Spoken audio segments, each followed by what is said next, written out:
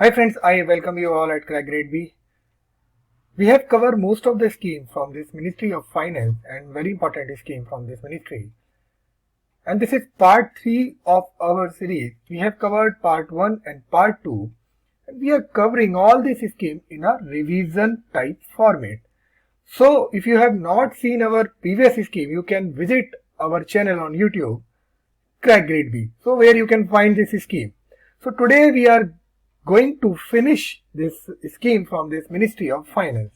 So our next scheme for today is Stand Up India scheme, and very important scheme. As you know that in our country, different peoples are living with different standards. Some people, some vulnerable groups are not able to get institutional credit or credit to start their business. So if any person belongs to this SC/ST category and the woman wants to start their business, this scheme is specially launched by the government to give benefit to the people from SC/ST and women. It was launched on 8 April 2016 and recently it has been extended to 2025. What are the objectives? Under this, it will promote entrepreneurship among women SC and ST category. It will provide the loan. Friends, whatever I am telling you, try to learn the word which I am focusing, which I am highlighting. It is providing loans for the greenfield enterprises in manufacturing, services or in the trading sector and in activities allied to agriculture. So remember this word, it is for the greenfield enterprises. What he is doing in this scheme? It is giving loan between 10 lakhs to 1 crore to at least one scheduled caste, scheduled tribe borrower and at least one woman borrower per bank branch of scheduled commercial bank. For example, एक कोई area है जहाँ पर एक schedule commercial bank को assign किया गया है, उस एरिया में कई सारे बैंक हो सकते हैं, जरूरी नहीं है कि SBI हो, बैंक ऑफ इंडिया हो, पंजाब नेशनल बैंक हो. तो उनका पर्पज ये है कि किसी भी शेड्यूल कमर्शियल बैंक में 10 लाख से 1 करोड़ के बीच का लोन ये देंगे और कोशिश ये करेंगे कि हर बैंक से एक शेड्यूल कास्ट, एक शेड्यूल ट्राइब और एक वुमेन को वो लोन प्रोवाइड हो जाए. ठीक है, अब इसमें क्या है, इसकी कवरेज कैसे होगी? The scheme will cover all the branches of schedule commercial bank. कोई भी ब्रांच हो, SBI, PNB की कोई भी ब्रांच हो, सब उसको कवर करेंगे. कैसे कवर करेंगे?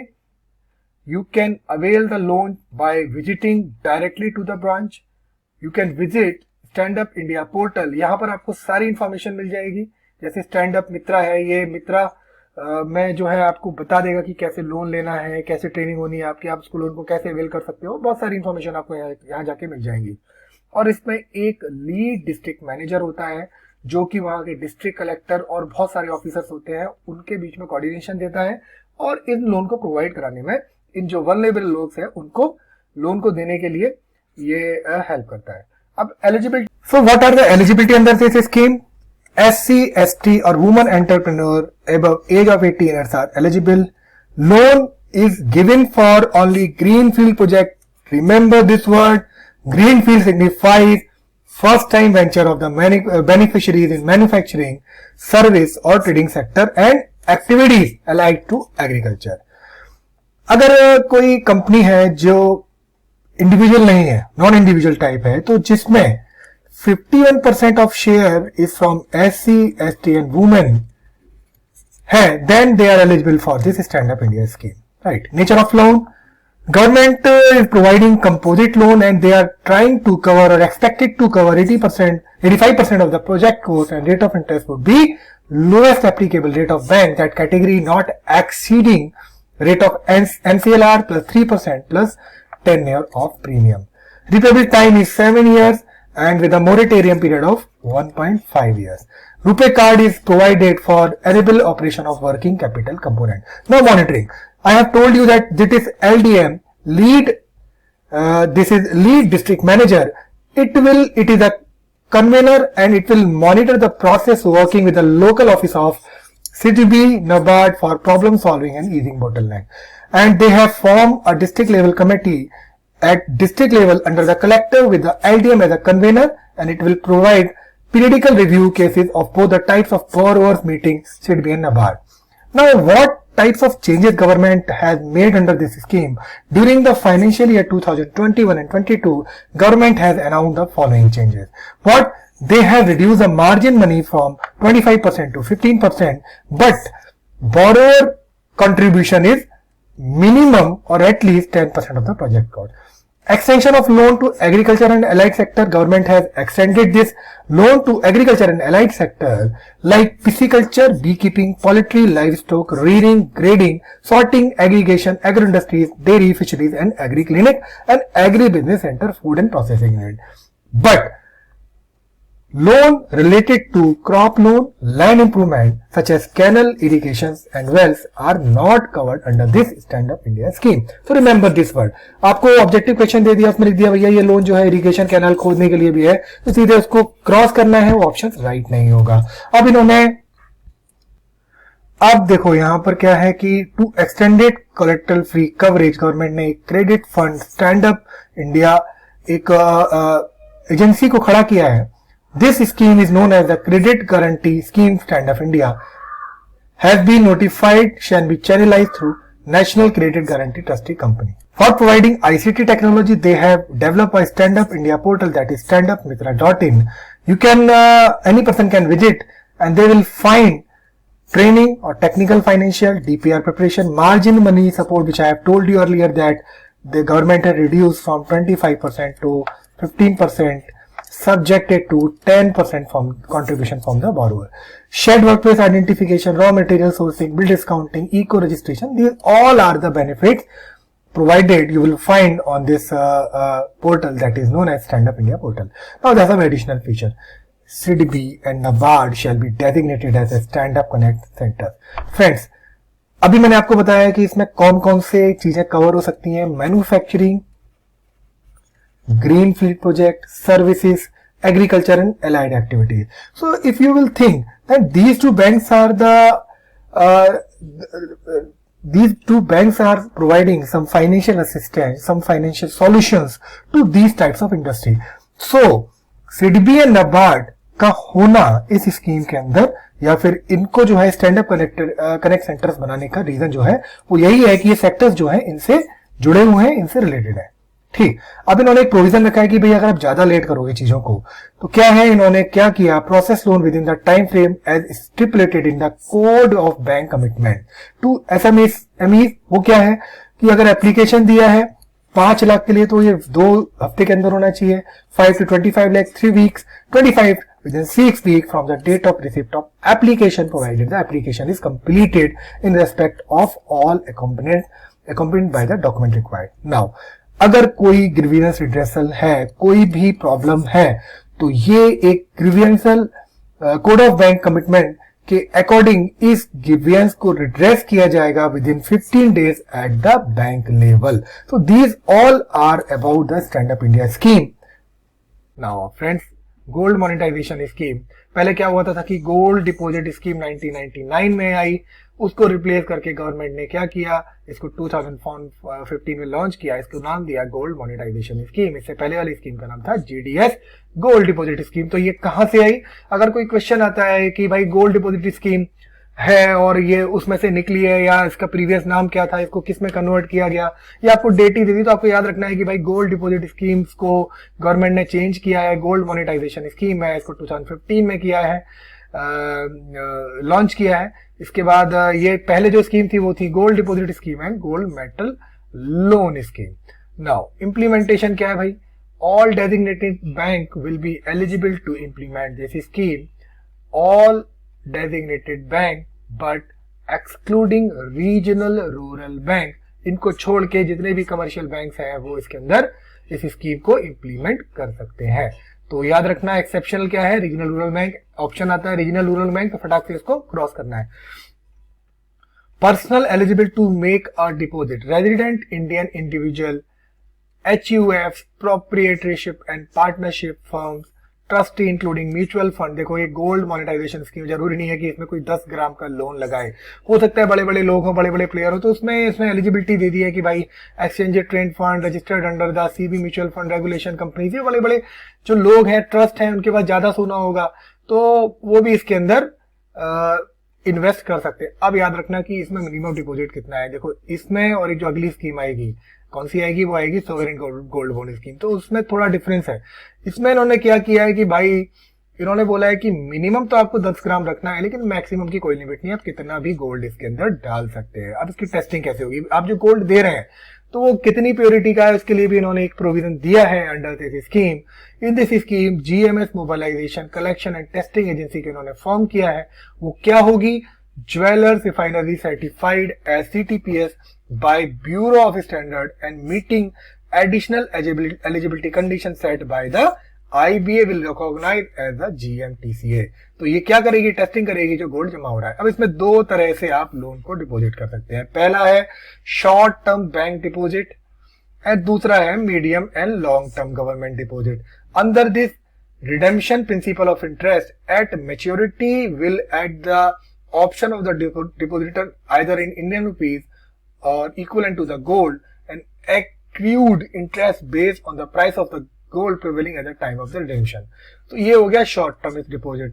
इसके बाद क्या है, the rate of interest payable in the case of deposit of a maturity with broken period shall be calculated at the sum of interest for the complete year plus interest for the number of remaining days that is D/360। तो भाई हो सकता है कि उसने बीच में कुछ break कर दिया हो, तो ब्रेकिंग पीरियड और टोटल साल के पीरियड को इस कैलकुलेशन के हिसाब से आप निकाल सकते हैं। मीडियम टर्म में क्या है, मीडियम टर्म में rate of interest is decided by the central government, और ये कौन नोटिफाई करेगा, reserve bank of India, time to time.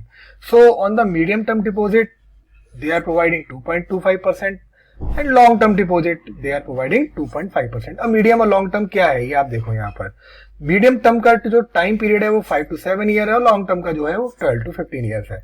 अब इसमें जो लॉकिंग पीरियड है वो 3 है, किसमें, मीडियम टर्म में, लॉन्ग टर्म गवर्नमेंट डिपॉजिट में, और जो लॉन्ग टर्म गवर्नमेंट डिपॉजिट है वो लॉकिंग पीरियड 5 ईयर है। लॉकिंग पीरियड क्या होता है कि भाई इससे पहले आप निकालोगे तो वो कुछ रेट ऑफ इंटरेस्ट में आपको देगा नहीं, पूरा आपकी जो वैल्यू होगी वही आपको पकड़ा देगा केवल, right. Now the key features under this scheme, CRR and SLR requirement as per the applicable instruction of RBI from the date of credit of amount to the deposit account।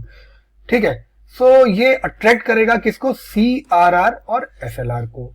On the day gold deposit under the scheme start accruing instead, जिस दिन आपने जमा किया उसी दिन से आपको loan मिलना शुरू हो जाएगा, इंटरेस्ट मिलना शुरू हो जाएगा। द प्रिंसिपल ऑन STBT यानी कि short term and long term, medium long term shall be denominated in gold. So the interest on the STB and MTB shall be calculated in Indian rupees with reference to the value gold. अब designated bank shall pay maximum 1.5% incentive holding to the GMTC। भाई इसने आपने इसको form किया है, किसको form किया है, ये जो है GMS mobilisation collection and testing agency, तो इसको कुछ पैसा देना पड़ेगा, फ्री में थोड़ी टेस्टिंग करेगी आपकी। तो इसके लिए इन्होंने क्या किया है, इसको इन्होंने दिया है कितना, 1.5% in the form of incentive और हैंडलिंग चार्जेस, आप उसको दे रहे हो उसके काम करने का पैसा, सिंपल सी बात। The repayment shall be in Indian rupees in locally source Indian good delivery standard, LBM good delivery standard.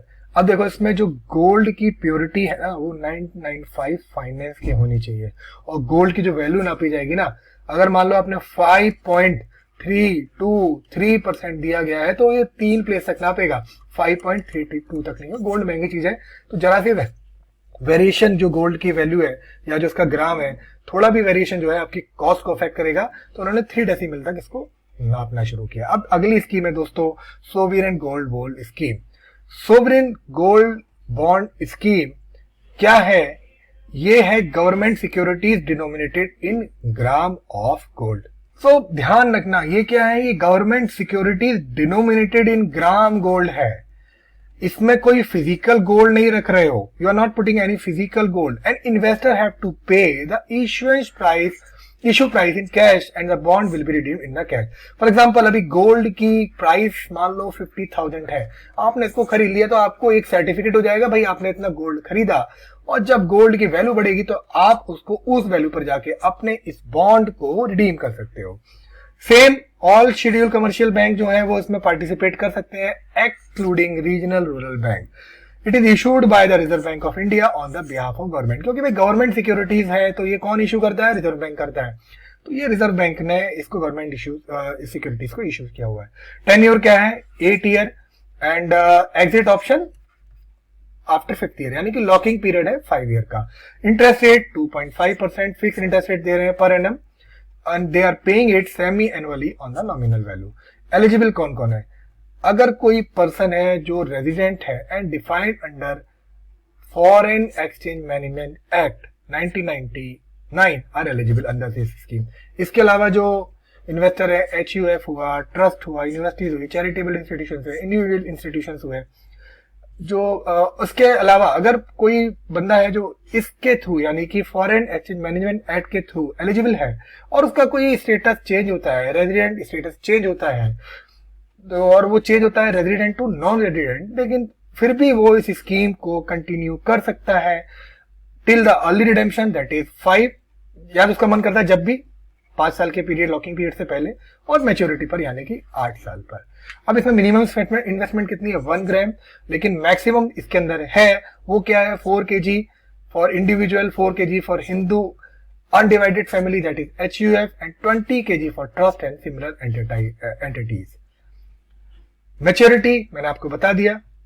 On maturity, the gold bond shall be redeemed in Indian rupees and the redemption price shall be based on the simple average closing price. देखो भाई इसमें सबसे बड़ी चीज है, एक तो government आपको 2.5% का इंटरेस्ट भी दे रही है इस पर, है ना. उसके बाद जब आप इसको 8 साल के बाद रिडीम करोगे तो उस समय जो गोल्ड की प्राइस होगी वो ऐसा तो नहीं है जब आपने 8 साल पहले खरीदा उस टाइम होगी. तो जब जो प्राइस होगी 99 प्रियोरिटी ऑफ प्रीवियस 3 बिजनेसेस. तो आप कभी मार्केट देखोगे गोल्ड का, वहां पर जो है गोल्ड की प्राइस वेरी करती है, कभी ऊपर कभी नीचे. तो देन ये क्या करेंगे कि जो 3 साल है, 3 डेज है, last 3 days business days of the repayment publish by this Indian Boolean and jeweller association limited. ये जिन्होंने पिछले 3 दिन के अंदर जो प्राइस रखी है उसके बेसिस पर आप अपने गोल्ड बॉन्ड को रिडीम कर सकते हो, सोवरेन गोल्ड बॉन्ड को रिडीम कर सकते हो. पेमेंट, अब भाई पेमेंट 20,000 तक कैश दे देंगे, लेकिन उसके बाद डिमांड ड्राफ्ट चाहिए, ठीक है. अब joint holding, in case of joint holding limit applies to the first applicant. भाई जॉइंट होल्डिंग है तो जो पहला एप्लीकेंट है उसकी जो लिमिट है ना वही मिलेगी. तो फॉर द केस मान लो जैसे यहाँ पे 2 हो गए, कौन से हो गए? हिंदू अनडिवाइडेड फैमिली होगी, ट्रस्ट हो गया.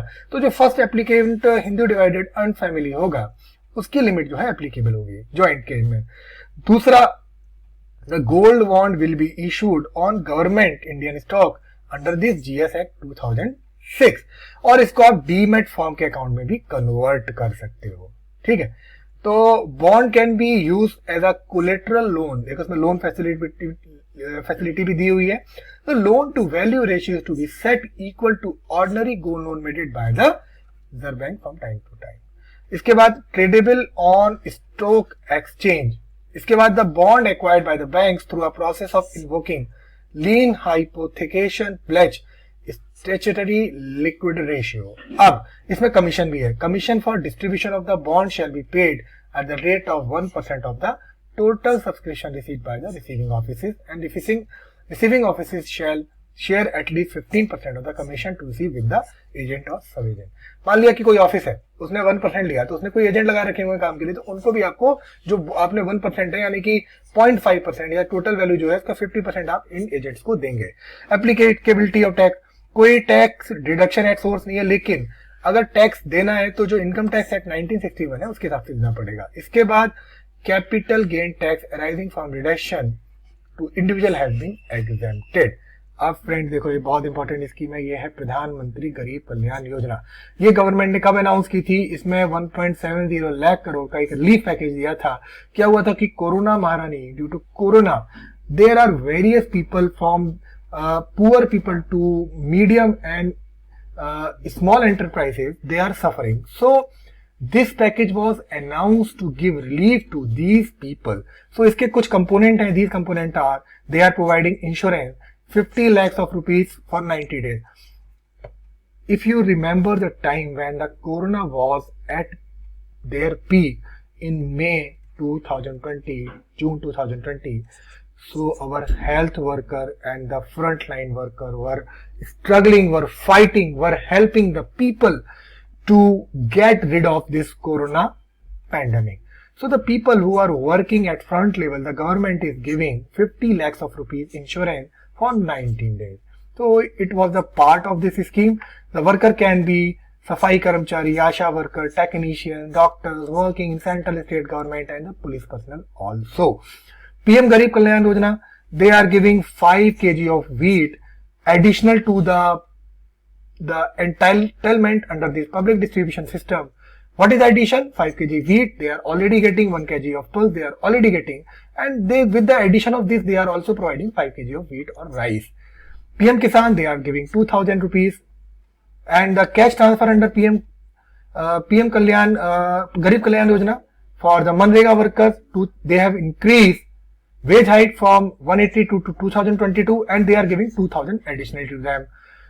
For Ujjwala Yojana, they are providing free gas cylinder. For women account holder, they are transferring 5000 per month for April to June period for the 3 months, April, May and June, when the corona was at its peak during this period. And for poor citizens, they are giving ex gratia 1000, and for organization with up to 100 employee, out of 90% of have wages less than 50,000, they are contributing their share of provident fund. The share of 10% each by the employee and employer to be deposited by the government for the approval. So in these 3 months, they are contributing 12% each for their PF contribution, right? It is borne by the government during this period. Self-help group, they are giving collateral free loan 20 lakh, and they have raised this limit from 10 lakh. Workers registered under this scheme, the workers can get their 75% of their contribution from last 3 month wages, and whichever is lower from their EPF account. And other component for this building and other construction worker, according to this BOCOW Act 1996, what they are giving, they are directly sending the amount to the account of the worker, which is collected from the cess fund, from the cess imposed by the government with the under this BOCOW Act 1996. And state where PMKKY is undergoing, district manual fund will be utilized for supplementing, augmenting facility of medical testing and screening as well. Now friends, this is last scheme, and it is a very big scheme, but we will try to cover this scheme in a very short, and we will cover important point from this scheme. So under this scheme, first of all, it was launched. There are various phases. There are various phases of this scheme, from ECLGS to there are ECLGS 4.0. So there are various changes from this phase to this 4.0 phase, and we will discuss all the phase in our upcoming slides. So first of all, it was launched on 23rd of May 2015, and what was the objective?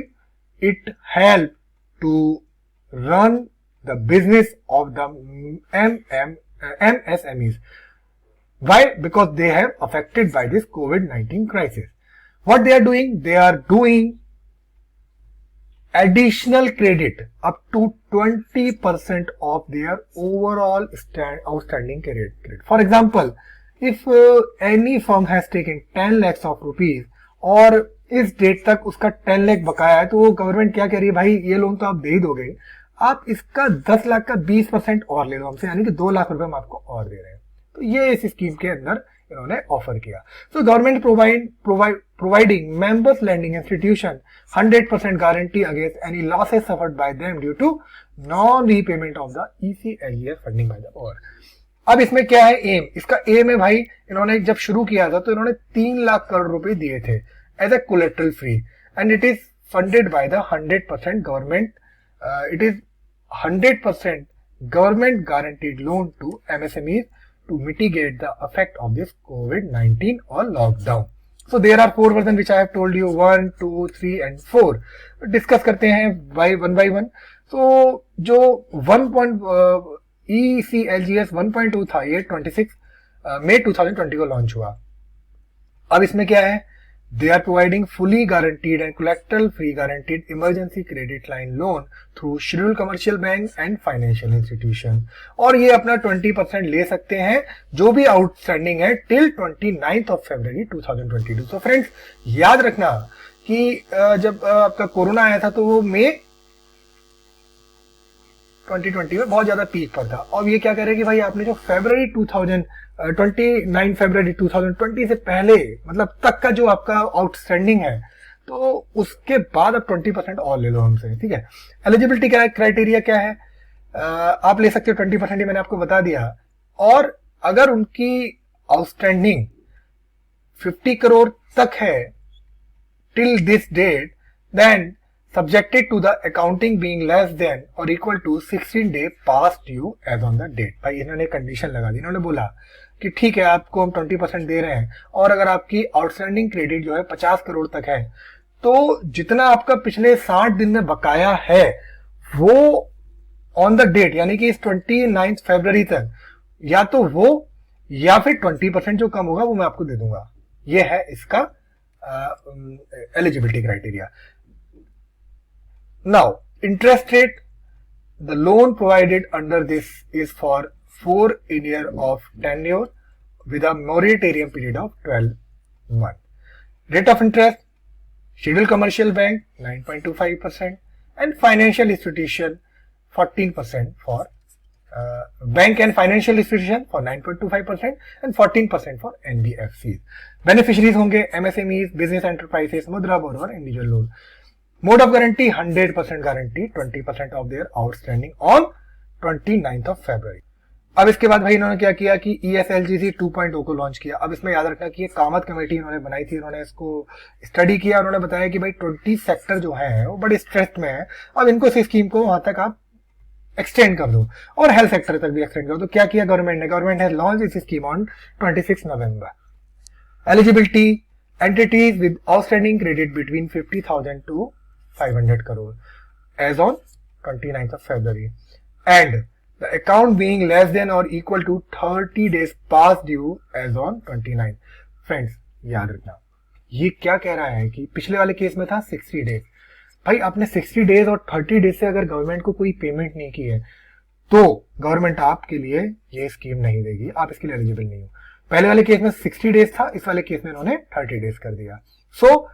और आप classified ना हो कैसे, SMA1, SMA2 और non performing asset में. SMA1 क्या होता है कि आपने पास्ट 30 डेज से कोई ड्यूज आपका पेंडिंग ना हो. SMA2 क्या होता है 60 डेज से और SMA3 क्या होता है 90 डेज से. और आपकी नॉन परफॉर्मिंग एसेट्स में कैटेगरी में आप नहीं आते हो, then you are eligible.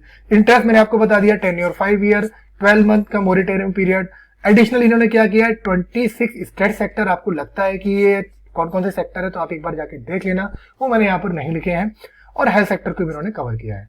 Additional funding क्या दे रहा है भाई ये, इसने बोला the eligible entities borrowers account shall be eligible for additional funding. जो ऑलरेडी ले चुके हैं वो 20% और ले सकते हैं फंड बेस्ड और नॉन फंड बेस्ड मोड में. And their outstanding credit limit as a collateral free emergency credit line, जो मैंने आपको बताया कंपनी फॉर्म की है उसके थ्रू. अब इसमें mode of payment 100% guarantee, 20% of their outstanding. And इसमें क्या है सबसे बड़ी चीज उन्होंने कोई टर्नओवर लिमिट नहीं रखी. इसके बाद क्या हुआ, सेकेंड वेव आई, उसमें जो लोग कोविड-19 से लड़ रहे थे, स्ट्रगल कर रहे थे जो इंडस्ट्री, उसके लिए उन्होंने ESLG 3.0 को लॉन्च किया. अब इन्होंने क्या किया कि ESLG 1.0, ESLG 2.0, ESLG 3.0 has been extended up to 36 of June 2021 और उन्होंने इसकी जो गारंटी है वो 3 लाख करोड़ ही रखी. अब क्या हुआ कि लास्ट डेट ऑफ डिसबर्समेंट इन्होंने 30 सितंबर 2021 कर दी. अब इन्होंने क्या किया, इन्होंने कवरेज को इंक्रीज किया. कैसे किया, they have started covering hospitality, travel, tourism, leisure, sporting sector which had as on 29th of February total outstanding credit not exceeding 5,500 crore overdues from last 60 days or less on the date on 29th February. किसी किसी case में 30 days दिया है इसने, किसी किसी case में 60 days दिया है। इन्होंने अब क्या किया, 3.0 के अंदर इसको 40% कर दिया और क्रेडिट लिमिट को उन्होंने बढ़ा दिया, टेन्योर को उन्होंने 6 ईयर कर दिया with the moratorium period of 2 years. तो इन्होंने कुछ फ्लेक्सिबिलिटी दी है ECLGS 3.0 के अंदर। बेनिफिट क्या है? बेनिफिट है the modification introduce in the scheme while providing an incentive to the MLIs to enable availability additional funding under this scheme to get the beneficiaries a long way in contributing to the economic revival, protecting jobs, creating conducive environment for employment generation. Now, अब आइए 4.0। इन्होंने क्या किया, on account of disruption cause by the second wave. याद रखना ESLG को second wave के बाद इन्होंने फॉर्म किया और इसकी वैलिडिटी, इसकी जो वैलिडिटी है वो एक्सटेंड कर दी 30 सितंबर 2021 तक। इससे पहले कब किया था? जून तक किया था उन्होंने। And guaranteed till the guarantee of amount. इन्होंने कहा कि भाई इसकी जो लिमिट है, टाइम पीरियड है, उसको 30 सितंबर कर दो, या फिर जो इन्होंने अमाउंट इशूड किया है जब तक वो खत्म ना हो जाए इसको बढ़ा दो। तो disbursement under the scheme will be permitted to the 31 December 2021। अब क्या किया, इसके जो क्राइटेरिया थे इसमें 100% guarantee cover, loan up to 2 करोड़ to hospitals, nursing and medical colleges. एक टाइम आपको याद रहा होगा कि ऑक्सीजन की बड़ी शॉर्टेज थी सेकेंड वेव में, तो उन्होंने क्या किया कि अगर कोई लोग साइट ऑक्सीजन जनरेशन प्लांट को सेटअप कर रहे हैं तो उनके लिए इन्होंने कैपिंग कर दी रेट ऑफ इंटरेस्ट 7.5% पे।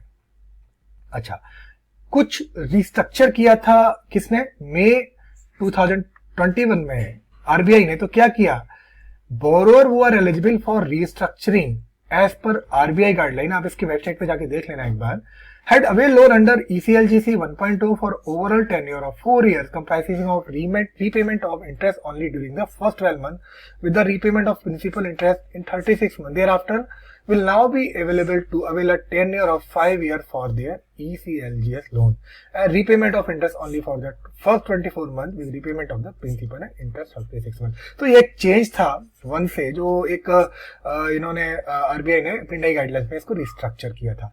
इसके बाद additional assistance is given by the government under this scheme. What is this?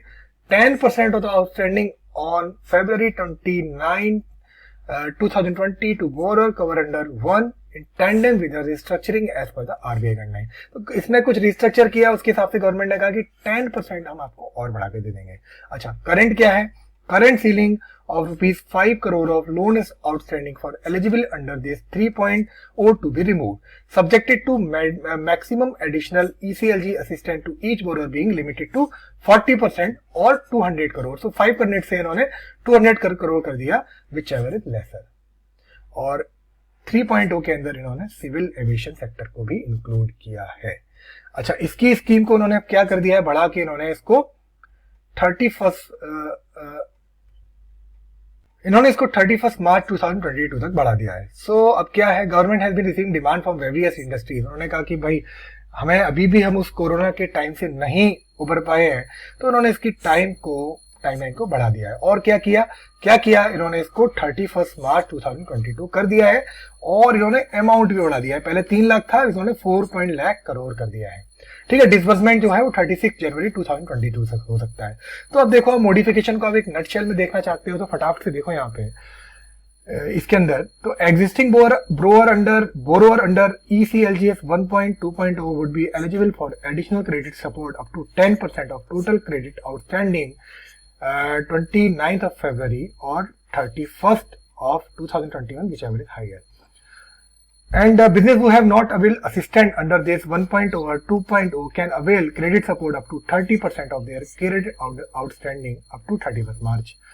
Business sector in specified under is ECLG 3.0, आपको याद होगा हॉस्पिटैलिटी, स्पोर्ट्स, लेश्योर एंड बहुत सारे सेक्टर्स को इन्होंने इंक्लूड किया, टूरिज्म को भी इंक्लूड किया था। सो जो प्रीवियसली इन्होंने इस स्कीम का बेनिफिट नहीं लिया है वो अपने क्रेडिट का 40% आउटस्टैंडिंग जो है वो 31 मार्च 2021 तक और मैक्सिमम 200 करोड़ तक ले सकते हैं। अच्छा, इन्होंने एक incremental credit can be avail within this limit by existing ECLGC scheme whose eligibility increase because of change in cut-off date to 31st March।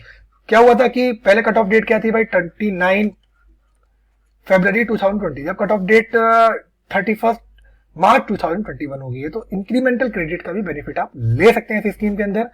Then अब देखते हैं कि इस स्कीम को गवर्नमेंट ने 31 मार्च 2023 के लिए बढ़ा दिया। हुआ क्या था? Giving affect to union finance corporate affairs minister announced in union budget 2022 and 23, this national credit guarantee trust company today extended the emergency credit line guarantee scheme beyond March 2022 to 23। तो याद रखना ये करंट है, ये इन्होंने change कर दिया है। अब क्या किया? The emergency line credit will extended up to March 2020 and is guarantee cover will be expanded by 50 crore. तो अब कितनी हो गई? पहले 4.5 लाख करोड़ था, भाई 5 लाख करोड़ हो गई है।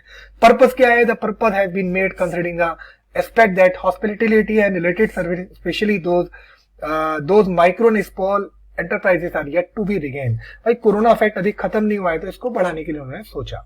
ठीक है। The coverage scope and extent of benefit under ECLGS 3.0 pertaining to hospitality, travel, tourism and civil aviation sector has been expanded as follows। अब इन्होंने बढ़ा तो दिया, लेकिन ये जो सेक्टर थे ना, जो 3.0 में इन्होंने चेंज किए थे, उसके लिए इन्होंने कुछ स्पेशल गाइडलाइंस दी हैं। वो कैसे है? The new borrowers in the sector covered under this ECLGS 3.0 who have borrowed after 31st March and up to 31st January 2022 will all now be eligible to avail of the emergency credit facility under this ECLG 3.0। उसमें क्या था? 31st मार्च 2021 था, लेकिन इसके बाद और इस period के बीच में अगर किसी ने कुछ किया है, जो न्यू बोरोवर्स हैं, वो इस स्कीम के अंदर यानी ECLGS 3.0 के अंदर जाके बोरो कर सकते हैं। अच्छा, इन्होंने क्या किया है? Extended of emergency facility is increased. The extent of emergency credit facility that may avail under this ECLGS 3.0 has been increased for eligible borrowers in all the sectors covered in this 3.0।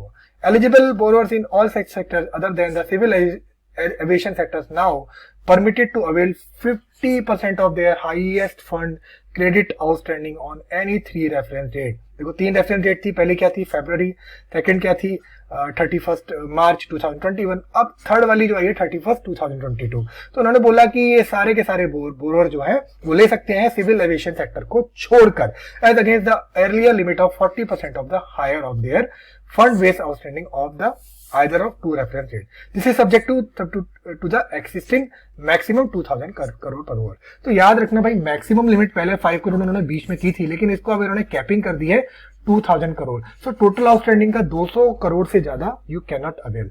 What about this civil aviation sector?